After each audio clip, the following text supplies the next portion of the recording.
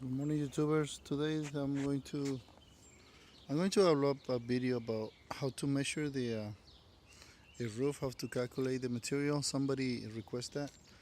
Okay, first of all, you have to start by measuring the ridge from here to here, the top ridge. Don't worry about those little things because just make yourself that you imagine like a straight line. Imagine that little piece of dormer is not there.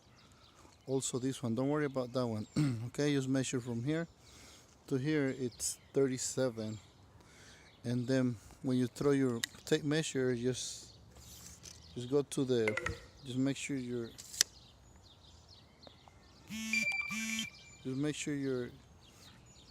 tape measure, just gets to the edge, and then you measure the ridge. I already did, so it's 21 and 21. So it's gonna be 42 times 27 plus, I'm sorry, it's 37 times 42. That's including the little piece. And then later you measure the valleys. Each valley measures 15 feet. 15 feet, or you have 60 valley, and then you count the pine. Again, guys, I'm in the same house. I was telling you. Now the second part. Now I measure this roof already. It's let me see. I have the count right here. Let me see. Hopefully, I can show you right now very quick. I'm running out of power, but I'm loading this video just for some people. When you go to school, they teach you how to draw. You have to draw a picture, a drawing of every detail, and then measure it. It's a waste of time. You see my ridge, it's 49 from there to here, and my gables are 21 and 21. That's 42. So you multiply that 42 by 49, it'll give you, I don't know how much. And then this back roof right here, the back roof, I'm sorry, I'm ugly writing. This one, it's 37 wide. Wide, yeah, by 57 long. And when you come and measure the roof, you have to have your idea how you're gonna do it. Like these guys right here, they put roof cement. I don't do that. I usually put here 10 shingles, a step flashing, whatever you wanna call it. And then I'm gonna use a step flashing, and on top of the step flashing, and on top of the step flashing, I'm gonna use a counter flashing. That means I'm gonna cut the wall like a quarter of an inch. I don't have to get all the way to just to the brown coat, and then fill it up with silicone, and then put a counter flashing, and that's gonna look better, and it's gonna last longer. Right here, I'm gonna put a roof to wall. I do this all the time, so I know what kind of metals. But remember, right here I'm going to cut it and then put a counter flashing. I'm gonna teach you how to do the counter flashing, so the next time you don't do this. I don't blame these roofers. Sometimes they try to do the best they can. I'm not saying I'm better than anyone. Some roofers, they come up to my channel and tell me, "Oh, are you doing this wrong?" I've worked in the best companies, union companies. You don't do Mickey Mouse there. The problem is I'm dealing with people that have a limited budget.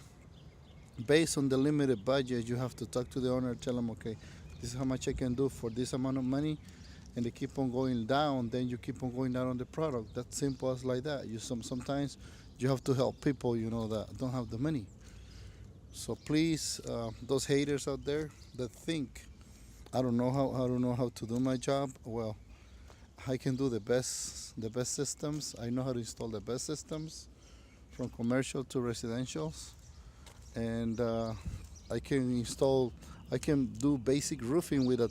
Just give me a hammer, shingles. No, give me no paper. I can waterproof any house, and it's gonna last you.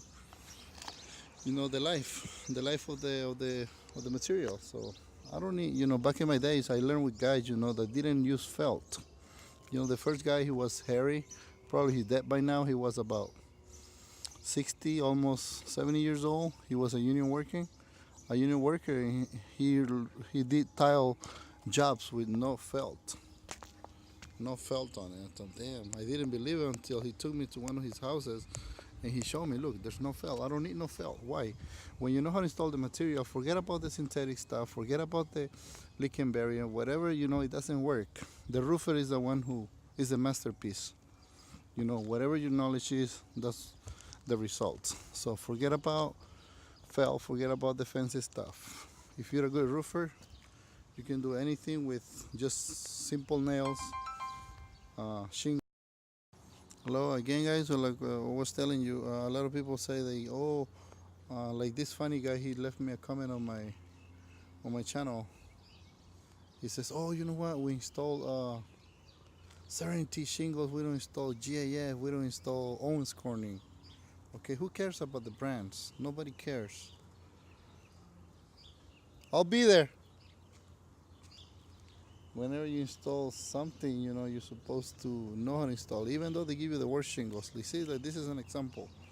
This house has been here for 30 years with 3-tab shingles. 3-tab for 30 years. 3-tab don't supposed to last 30 years. You see, it's supposed to last 20 years. But this guy, you know, he doesn't have any leaks, but he wants to change it. So after 30 years, no leaks at all. He doesn't have any single leak for 30 years. So tell me something. Tell me that I'm wrong. You know, it don't really matter the material. The brands don't matter. It doesn't matter. Any product that's sold in the U.S., he has to pass some standards. He has to meet some requirements before he goes to the market. So don't worry about the brands. If it's JF, Tamco, Owens Corning, Serenity, anything, it don't really matter. It's just a brand. It's like a car, like a Toyota and Honda and whatever. Same freaking car, 4 cylinders. You know, same thing. It'll get you somewhere. If you have a good installer, you know, that knows how to install the material, you're not gonna have any problems. You see, on this side, it's not that damaged because the big tree protects. You know, it gives some, some shade to the house. On this side, there's some bits set, so that's the only problem. But the guy doesn't have any leaks, and it looks all beat up, but it still doesn't have any leaks. The roofer that installed this material was a damn good roofer. Okay, and they even installed the ridge cap with the nails on top. You see, some people, they worry about exposed nails. You see, this thing has been here for 30 years, and not a single drop of water has been going into the house. You see it? See? Let me prove you wrong for those haters that go out to the jobs and say, "Oh, you know, the roofer left exposed nails and it's gonna leak." It's not going to leak, guys. Come on, I've been doing this for 20 years. I've been doing a bunch of repairs. I do brand new houses, brand new roof, everything. Okay, right here I'm going to install ridge band. I'm going to open the thing, ridge band on that side, ridge band on this side. Okay, but this video is to show before I do and how I measure it and how I calculate the squares. Okay, later, guys. Hello guys, this is again Eric. I'm just gonna, before I leave, before you do an estimate, never include the damaged wood under your quote, okay? Because you never know how much you're gonna find, how much damaged wood you're gonna find. I already looked around the house and it looks like it has a lot of damaged wood on that side. It looked like it had a leak over there because that one used to be a flat roof, but then they put a pitch on it. But the guys who did a pitch, they put a slope on it. They didn't fix the damage wood underneath, so it's still there.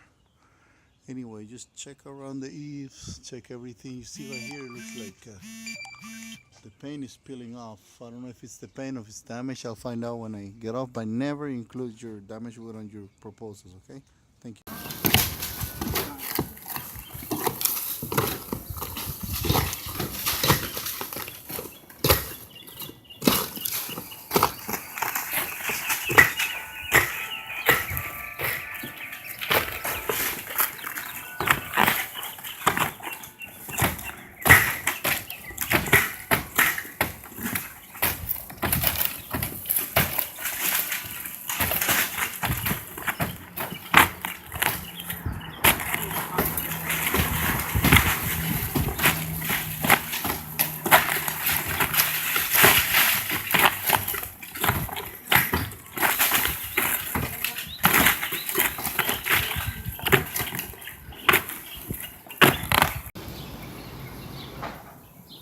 Guys, this is the way I did it. You see, remember it had a bunch of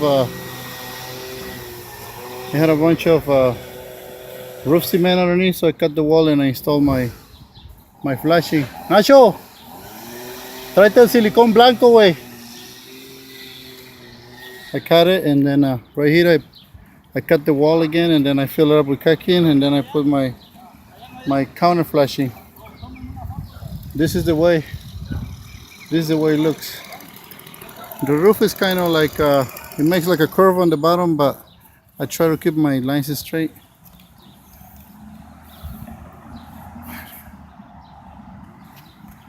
And it's done.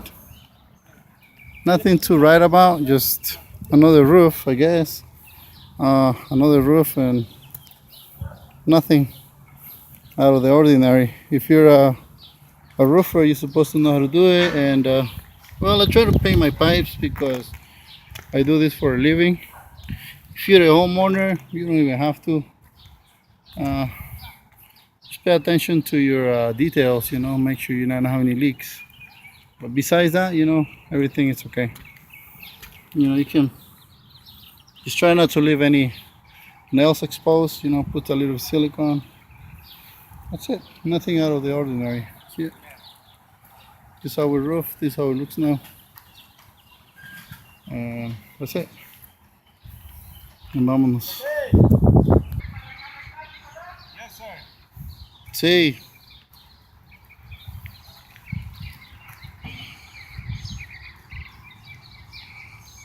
Ouch.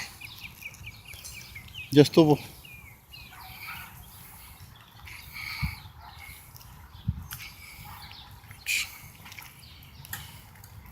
¿Qué hora es, Nacho? ¿Qué hora es?